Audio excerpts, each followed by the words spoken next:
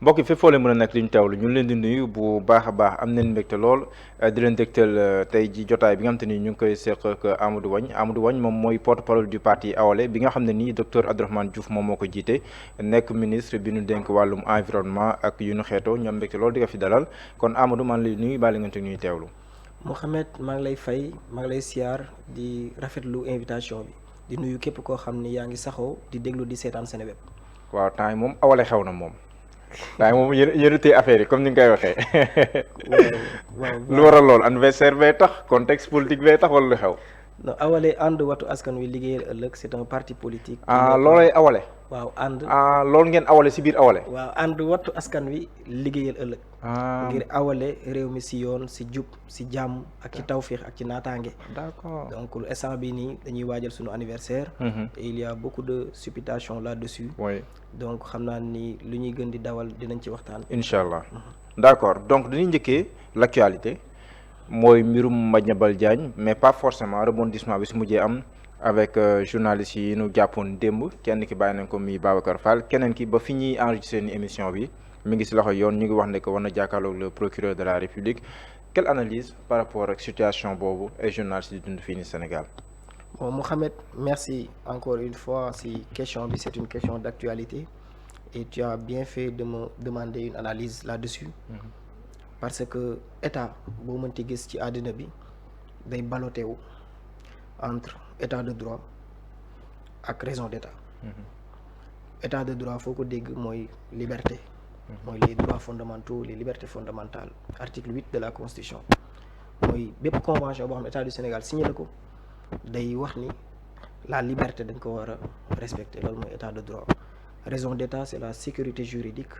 mais également et surtout mooy yi nga xamante ni yu si ëpp mënuñu ko wax te dañ koy xam ça gravite autour du secret défense. Maintenant le juste équilibre à trouver moo jafe parce que même booy lire les réseaux sociaux di nga dégg ñu naan même Ben Laden avait droit à la parole alors qu'il était terroriste. demoon na Al Jazeera. keneen nan la am na keneen ku ñu doon woowee Carlos le Chacal. moom terroriste la woon jabaram lañ jàpp biir France. mu def monnaie d'échange ay attentats yu mu doon def mais amoon na droit di wax li mu xalaat. ba yenn presse bu ñu ko jëlee personne n'a été poursuivi personne n'a été arrêté. mais booy seetaan les réseaux sociaux très souvent on te donne juste les exemples pas les contre-exemples. En Algérie par exemple en 1954 lors de la bataille de Dien-Bien-Phu am na ñoo xam dañ doon wax bokkoon ci front de libération nationale bu ñu doon wax français yi di leen jël mais les français étaient assassinés quelque part poursuivis barbotés. boo demee ci Syrie amoon na beneen terroriste aussi ñu ko doon jël ci yenn plateau yi dañ leen doon barboter di leen poursuivre. Donc il y a dans les pays benn ballottage yenn dëkk yi dañuy bàyyi donte terroriste nga wax parce que ce sont des pays développés par exemple Grande-Bretagne ba ñuy am seen texte yàgg na depuis 1215 avec Magna Carta Amérique seen premier texte depuis 1787 donc ñooñu mën nañ am benn terroriste boo xam dañuy jàkkaarloo ak moom ba pare muy wax te duñ ko def dara mais boo jëlee Algérie ñoo départandoo 1960 1962. boo jëlee Tchétchénie même chose yenn journalistes yi bu ñuy jël ñeneen ñoo xam dañuy bëgg yëngal réew mi dañ leen di jàpp Sénégal actuellement juste équilibre la choisir. mais Sénégal fii jël nañ fi maanaam booy jënd rëcc na fi kaso. Khalifa Diakhaté nekkoon ITV à l'époque jël ko fi interview. Ngagne Demba Touré nekk na fi au Mali. Pape Alé Niang Dakar Matin jël ko man mi sax jëloon naa Ngagne Demba Touré fii. et nous n'avons jamais été inquiétés. kon Sénégal am na tradition kon si wàllu woowu. moom laa lay wax l'État du Sénégal. oui a choisi le juste équilibre. mooy entre la liberté.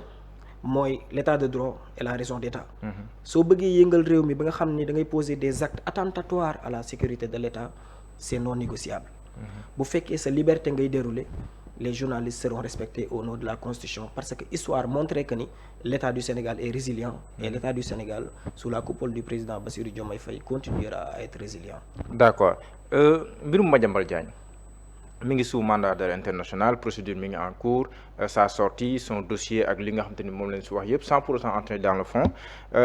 ban analyse par rapport ak loolu blanchiment de capitaux la nga koy toppee ak moom bu nekkee déglu nga ko la mu wax ak yooyu noonu jàpp nga ne aspect politique bi muy jéem a indi si dossier bi loolu yee na la am déet. Bon le sieur en question c'est un dossier pendant.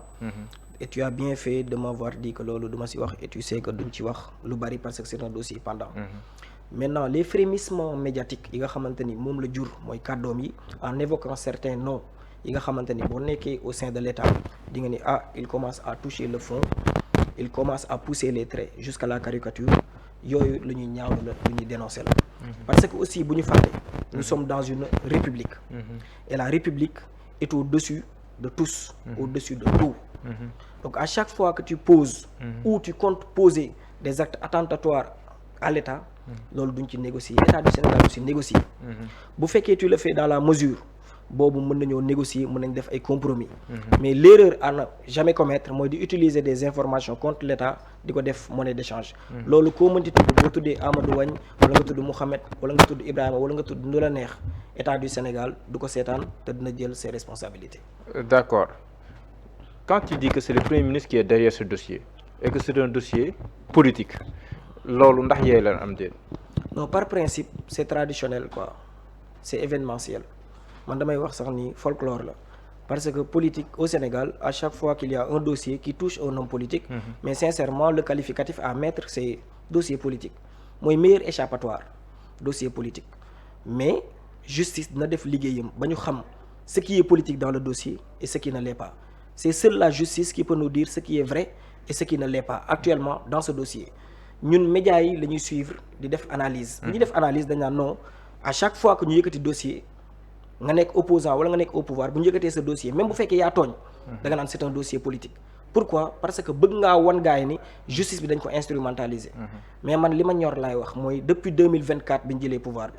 bi je n'ai pas vu encore une fois de plus gisaguma foo xamante ni dossier dañu ko yëkkati instrumentaliser ko politiquement dem nañ sax ba ñenn ñu nekk ci opposition bi dañuy applaudir daal ni ñun bu ñu demee justice on est à l'aise ndax dañ fa dem joxe suñuy dossier ñu delloo ñu dem parce que la justice sénégalaise actuellement c'est une justice indépendante une justice qui suscite l'attention de toute l'Afrique et qui est en train de bien faire son travail. Par rapport à la justice, à la stabilité nationale,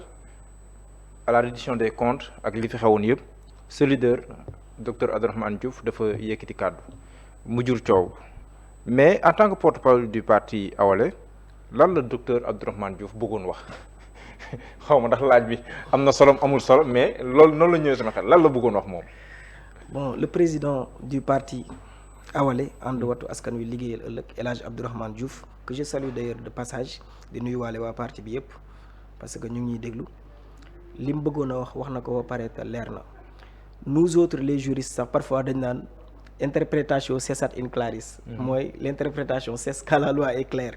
mais la parole de Abdourahmane elle a été claire duñ ko interpréter y a beaucoup de frémissements y a beaucoup d'interprétations polémiques mais ces propos mën naa ko tënk ci ñett première wax ji mooy unité mënul ñàkk ci réew bu ñuy defar un pays en construction mën naa ni aussi paix sociale mënul ñàkk ci réew mu ñuy defar mais loolu ça ne compromet en rien le désir de justice le devoir de justice lii mooy waxu Abdourahmane ci tënk mooy unité paix sociale te ça ne compromet en rien le désir de justice et le devoir de justice ce sont en réalité des termes complémentaires day mel ni benn paquet boo xam ne da nga koy dajale daal di ci def unité def ci paix sociale mais en utilisant la justice comme un levier te pour te dire la justice n'est pas une fin en soi c'est un moyen pour obtenir une fin ou une finalité la finalité c'est quoi c'est la paix sociale c'est la cohésion sociale c'est l'unité mooy mënuñoo defar réew ci fantasie réew mënuñu defar réew fi leeg jokkoowuñu jubóowuñu fi leeg jàmmoowuñu jàmmalantewuñu mais di yoon tey yoonal te bañ a singali lii la Abdourahmane wax. mais am na ñuy poser ay questions surtout ñi ngeen bokkal yéen la mouvance présidentielle. lan moo fi indi waxu la justice des vainqueurs. ñoom da leen naan amu fi kon lan moo tax docteur Abdourahmane Diouf di ko wax. bon juste que ce sont des propos très simples moom laa la wax léegi yoon ak yoonal. foo ko dégg àndul ak singali xam nga les propos de Abdourahmane ce sont des propos historiques mooy boo xoolee Sénégal 1960 ba tey ku falu day mel ni da ngay wut ay adversaires alors que boo faloo say adversaires lenn la war a doon mooy coono sénégalais yi li ñu dund ci métit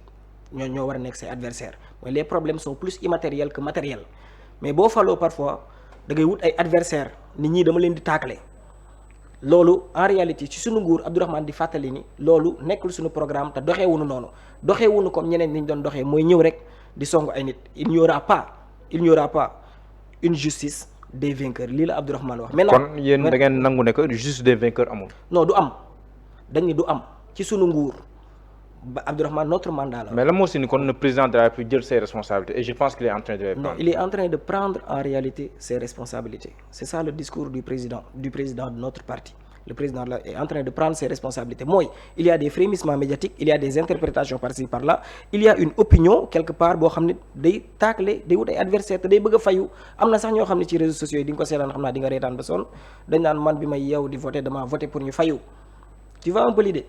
Alors que boo nekkee un président de la République wala un premier ministre wala un ministre wala un membre simple du gouvernement yow sa objectif lenn kese lay doon mooy nooy jàmmale réew mi nooy dajale réew mi noo leen di réconcilier. Maintenant la réconciliation peut passer par la justice certes mais elle peut passer également par le soulagement des Sénégalais, par l'économique, par les finances, par les solidarités sociales, par une bonne fiscalité, par une politique de redressement entre autres. Donc bari na paquet yu ñu mën a évoquer au-delà de la justice qui est entre autres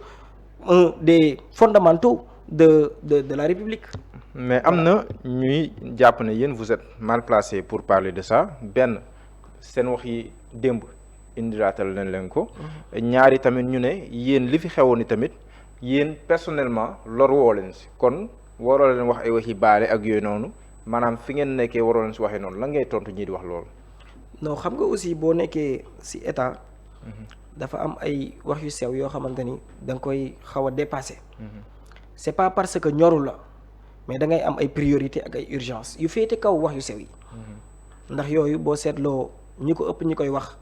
defe naa ni mooy ñi nga xam ne dañoo foog ne ñoom kese loru. waaye ku nekk sa bopp rek nga xam kenn ku nekk aussi sa bopp rek nga mën a wax. boo dégloo sax le discours du président de notre parti mi ngi naan la responsabilité elle est individuelle te kenn ku nekk duñu la bañal. mukk ci àddina nga ni man damaa bëgg justice ndax dañu maa tooñ waaye Sénégal fi mu tolloon man jàpp naa ni ku ci lor wut amut. kenn ku nekk sañ nga yëkkati sa loxo ni loru naa ci sàngam dalay neex nga koy wax wala nga bañ koo wax ndax ñëpp la seen fépp doon xasan mën nañoo toog tey di làkkatu di ko wokk mën naa nekk parce que day am yoo xam ne moo lay yëkkati ba nga ni yii duma ko wax parce que su ma ko waxee day mel ni damay bëgg a influencer dara parce que le dossier qui concerne les malversations mi ngi ci table justice te justice na ci def liggéeyam te ñun ñëpp dinañ dajaloo fexe ba justice def liggéeyam mais les fondamentaux de la République muy sécurité dañ koy assurer l'économique dañ koy assurer soulager les Sénégalais dañ koy def unité dañ koy assurer paix sociale cohésion sociale loolu mooy nos fondamentaux loolu mooy le leitmotiv de l'état actuel. d'accord waaw wax yi sew la kon léegi ma indi la wax yi dijj yi ñoo xam ne yéen a bokk gouvernement wala ngeen bokk muy ay leader wala ay kilifa en tout cas si parti bi non si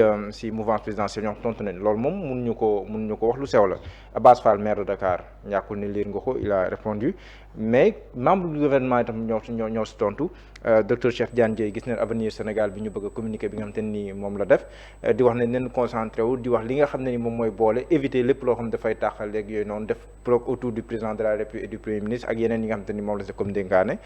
de l'intérieur bu jugee foofu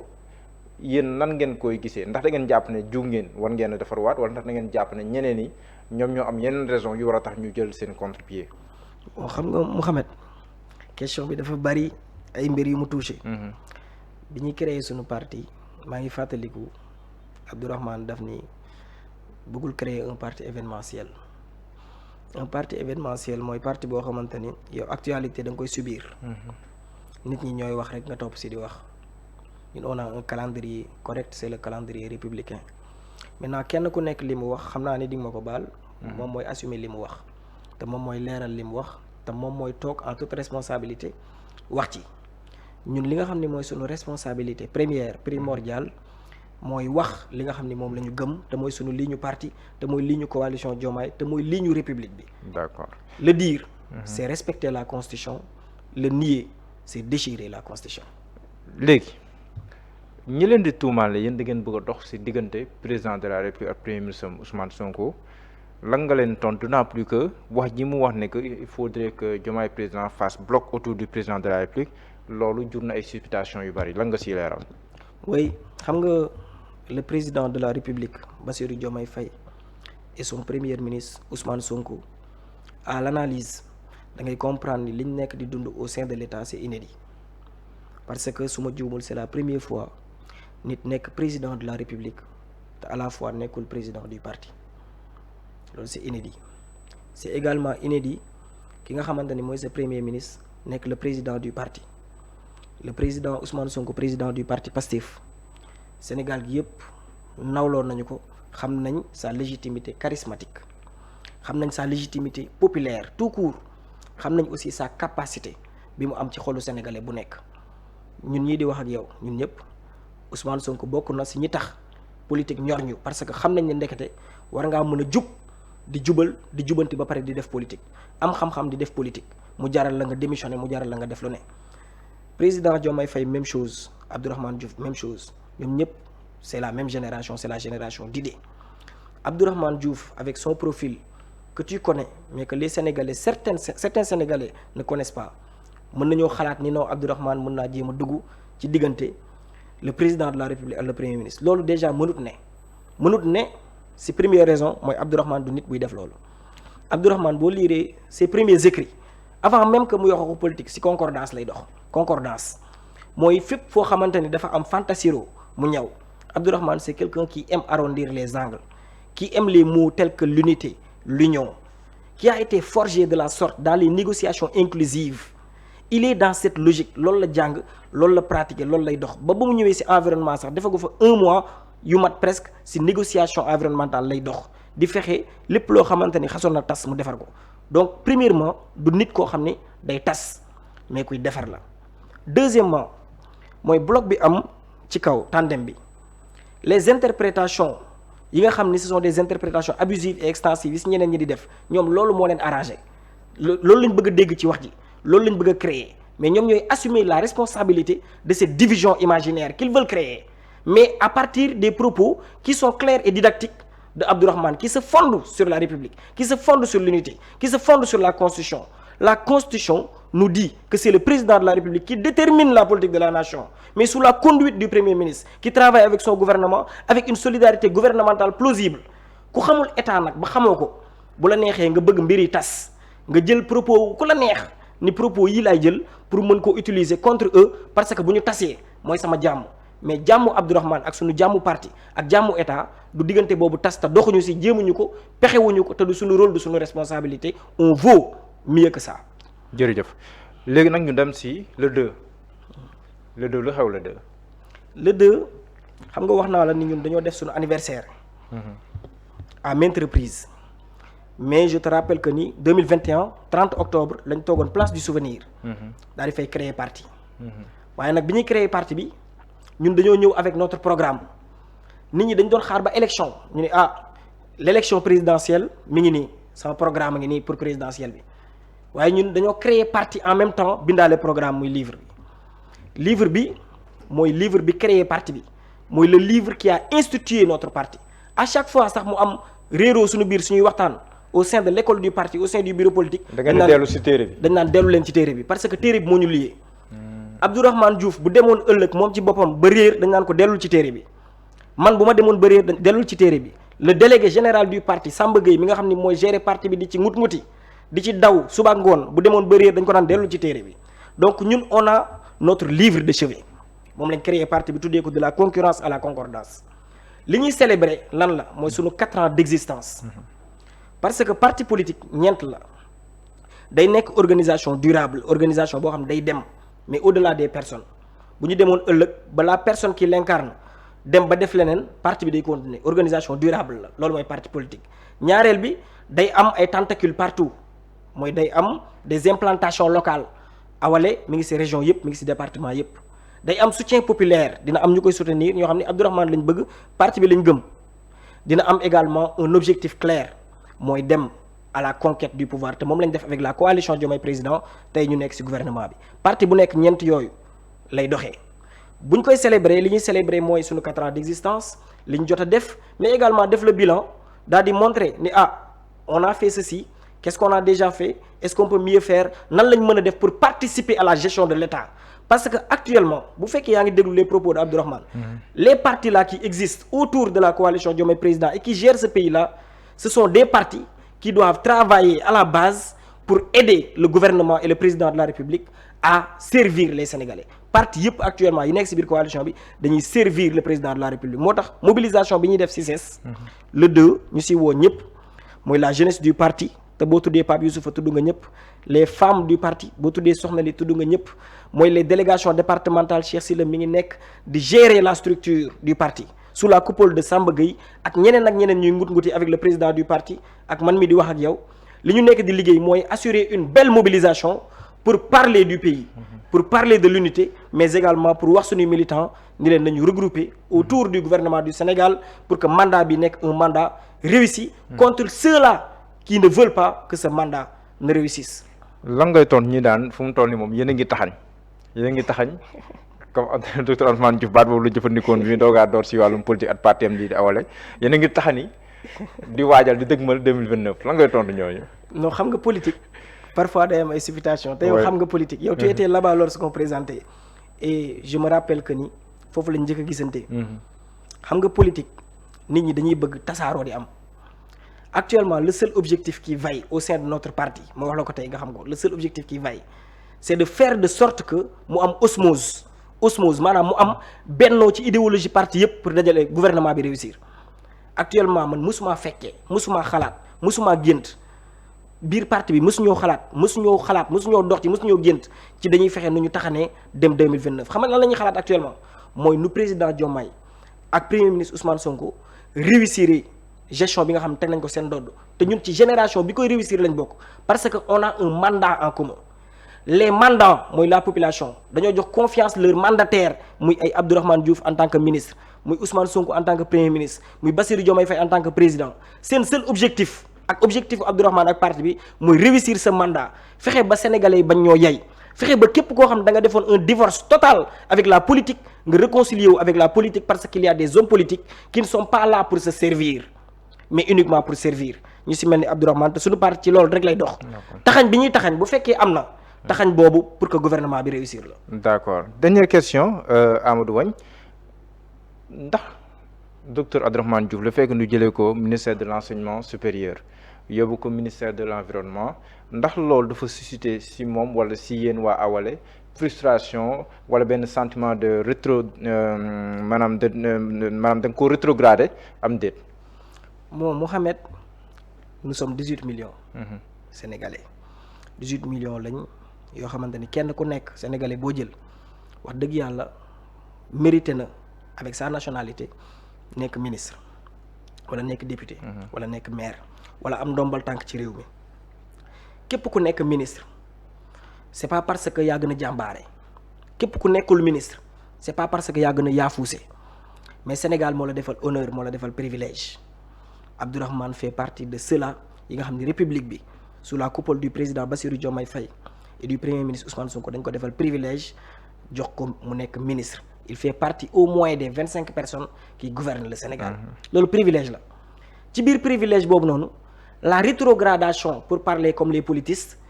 elle n'est qu'institutionnelle mooy c'est une rétrogradation protocolaire mais tous les ministres sont à égale dignité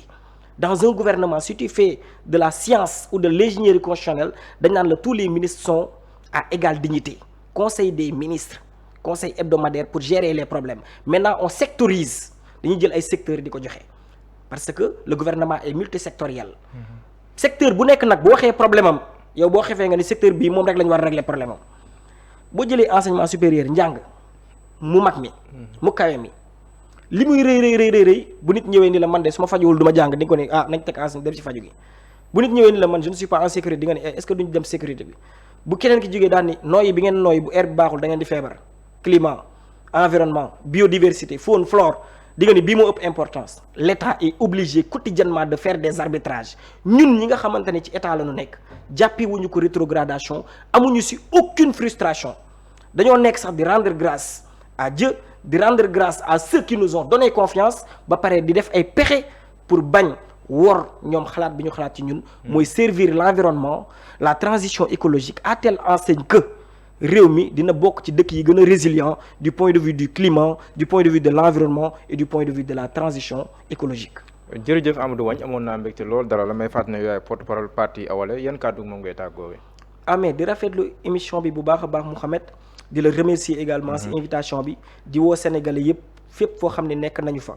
nañu ñëw le 2 CICES à partir de 11h ñu célébrer les 4 ans d'existence du parti Awalé ànd wattu askan wi liggéeyal ëllëg. jërëjëf Amadou Wagne may fàttali ne yow yaay porte-parole du parti Awalé amoon nañu mbégte lool dalal noonu amoon mbégte jàkkaarloo yéen wala leen si programme jaa ngeen jëf.